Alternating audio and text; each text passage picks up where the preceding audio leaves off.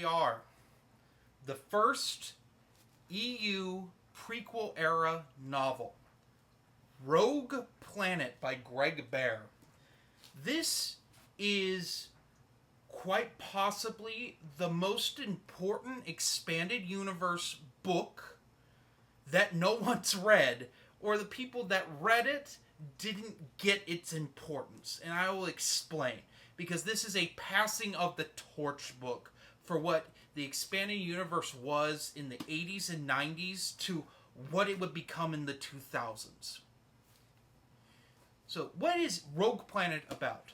Well, a Jedi named Vergere, who we've talked about before, has gone missing. She was on the planet Zanama Zakat, which is a planet way out in space that is very unique. They grow their own ships. They're very sought after ships. But something's wrong. Obi-Wan and Anakin are sent there after Anakin has a pit racing event where in a garbage pit where he ends up getting attacked by a blood carver, which is a really weird species of alien. Meanwhile, Tarkin and a man by the name of Wraith Senar. Now, you may know who Wraith Senar is. He shows up in just about every schematic that was made prior to Disney. He's a very important to the end of the Republic and to the Empire engineer. They want a Zikotan ship because times are changing. The Republic is reacting to what happened on Naboo, and Tarkin senses that the humans need to prepare themselves and they need to unite, and he thinks that getting Zikotan ships is gonna boost his advantage. Also, he has a little battle station he's planning. You may not have heard of it. It's called the Death Star. So that's going on in the background, and there's a race to Zanoma Zakat and to get a ship. And of course, Tarkin hires the blood carver that's beef with Anakin to deal with the Jedi. Well, let's talk about the importance of this book. This was the first prequel EU novel for adults. I mean, we had Jedi Apprentice coming out concurrently to this. It does not reference Jedi Apprentice per se, but Jude Watson would later reference it a teeny bit with Anakin's characterization in this book. So, because this is the first time we really get to see Anakin and Obi-Wan interact with one another, like, period. I mean, there's a teeny bit of interaction with them in The Phantom Menace, but you didn't really get Anakin and Obi-Wan talking to each other a whole lot in that. And Obi-Wan's going through some issues because he's lost his faith in the Force since Qui-Gon's death. Anakin's having issues because he's the chosen one, and he doesn't know if he can live up to that. But this book is multifaceted in what it's doing.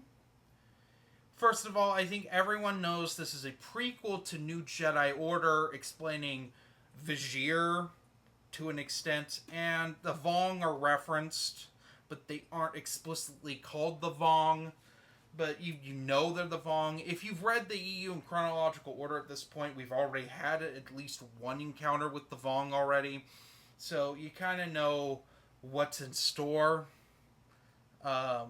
with that. This book is to tie the original trilogy to the prequels. It's the first one that ever did that. With like the Death Star stuff and Tarkin.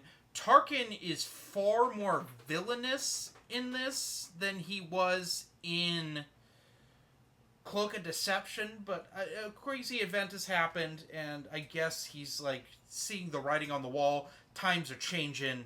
It's time for the humans to group together because he's xenophobic.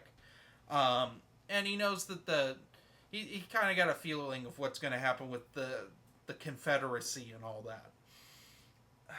But the big thing with this is the tonal shift that was starting to happen with the Del Rey books at this point. New Jedi Order, although it is wildly creative, it is not the same type of creative that Bantam was. Bantam was very whimsical. The stories kind of got repetitive, but they were more magical. They felt more like fantasy than sci-fi. So this leans more into the science fiction aspects, but it still has the whimsical. The aliens in this are utterly bizarre. It's some of the weirdest alien stuff I think ever put in a Star Wars book. I mean, the whole planet is just like one living organism, basically. Like, they grow their ships. It's weird.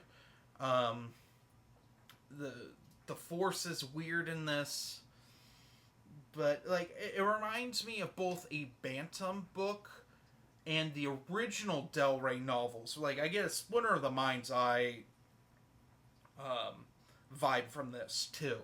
Greg Bear caught the tone of what Star Wars EU was at this time, but at the same time, things are changing, not just in the Star Wars universe, but also in how Star Wars books are going to be going forward. Because after this, you got stuff like Shadowhunter by Michael Reeves and Cloak of Deception by James Luceno, which feel more modern than this. This is this weird kind of step into what a Star Wars book is. And I think it's very important for that reason over anything else. Also, this, I won't say what happens, but this is a step towards the dark side for Anakin. I'd argue it's the first step towards the dark side for Anakin. There's a thing that happens in this that's a bit shocking on first read, and I will not spoil it, but there's some dark stuff in this. There's a little sadness, but it's a straight up good adventure, and it's good bonding between Obi-Wan and Anakin, which we would get more of going into the last Jedi Apprentice Special Edition and the Jedi Quest books, a little bit Outbound Flight as well. But really, this is one of 3 adult novels between episodes 1 and 2. And there would be one more almost immediately after this with The Approaching Storm, which is a tie-in to Attack of the Clones. That's what its purpose is. And then later, Zahn would actually go back and explain some of his stuff in the Thrawn trilogy with a little book called Outbound Flight. But that wouldn't be for years beyond this. So for a long time, this was like this and Approaching Storm. That was kind of it for between episodes 1 and 2. Granted, you have other mediums for Star Wars fans to enjoy the content from this era. We have a lot of the Dark Horse comics, also Jedi Quest, and those really fill out this part of the timeline. But it's cool to read Rogue Planet, especially now. So this is technically my 3rd reread of this. I was thinking about this today as I was finishing it up. So usually I sit and wait with a book. I let it stew for me, and I think it over before I do one of these reviews. But this book was read to me by my father when it came out, and I don't think we finished it. I don't know. This book was weird, and my dad, he reread this recently, which is why I wanted to tackle it, and he's like, he didn't care for it. A lot of people don't care for this book. It's bizarre. It's a little too out there for a lot of people. But I love my Star Wars Strange.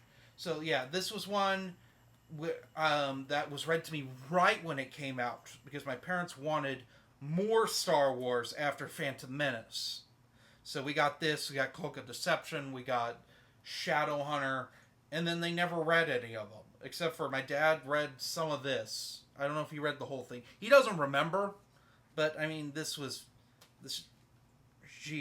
came out in what, 2000? So yeah, that's fair. I mean, my sister was a baby when this came out, and like I remember that because he would read this to me while my my mom would take care of my sister, my baby sister. So then this was one of those books like I talked about the other day. One of the ones I read during the classic grounding of, what was that? 2012, 2011, 2012. I think it was 2011. Sorry, I'm pushing 30 now, guys. It's kind of the childhood years kind of mixed together. So yeah, this is one I read during that, and honestly, I didn't remember a lot of it. I just remember that this was like I caught the new Jedi Order connection, and that's what I focused on, and I remembered it being weird, and so now I read it now as a more of a veteran into the expanded universe, and I get a lot more out of it. This is an EU book. But I gotta look at this somewhat objectively. And this book isn't for everyone. It's not for a lot of people, I think. With that being said, it should be read by just about everyone who thinks of themselves as an expanded universe Star Wars fan. Whether you like it or not, it's important tonally to the expanded universe, and it's a good historic piece for this weird transition that happened in the late 90s, early 2000s into the Del Rey era and the golden years of the Del Rey era, before things got denninged up. We'll just call it that. But what would I rank this? I give it a solid 4 out of 5. I think it's really good and well worth your time to check out.